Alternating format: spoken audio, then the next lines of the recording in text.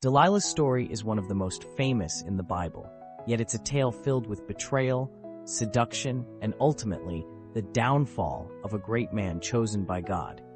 Her actions led to the capture and suffering of Samson, a man who was blessed by God with amazing strength. But who was Delilah?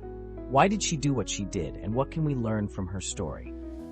Delilah was a woman from the Valley of Sorek, a region inhabited by the Philistines. Although the Bible does not explicitly state her nationality, it is widely believed that she was a Philistine, which is significant because the Philistines were enemies of Israel.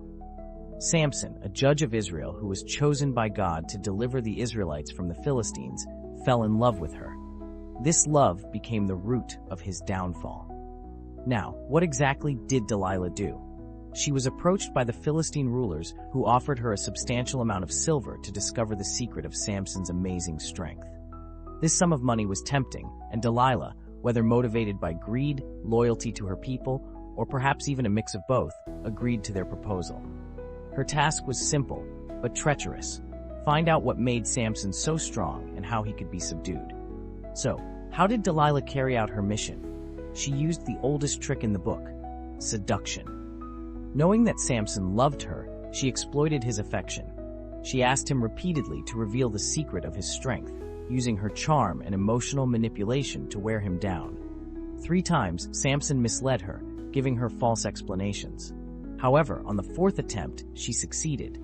Delilah pressed him relentlessly, even questioning his love for her, until Samson finally revealed the truth, that his strength was tied to his uncut hair, a symbol of his Nazirite vow to God. Where did this revelation lead?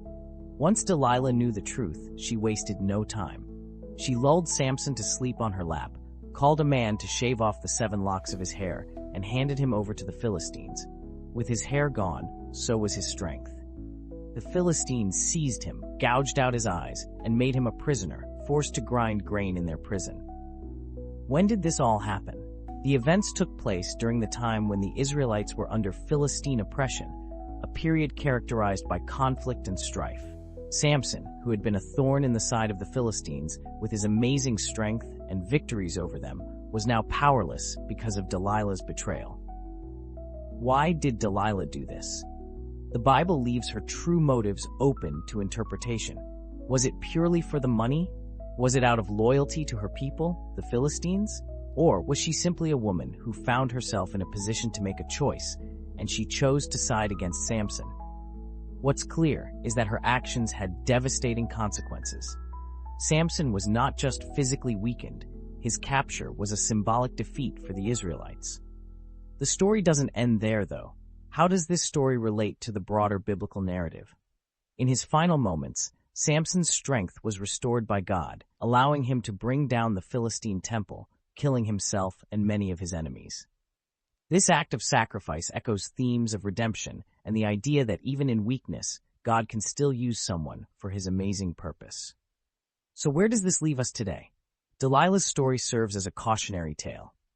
It's a reminder that our choices, especially those motivated by selfish desires, can have far-reaching consequences not just for ourselves, but for others around us. It challenges us to consider our motivations and the impact of our actions.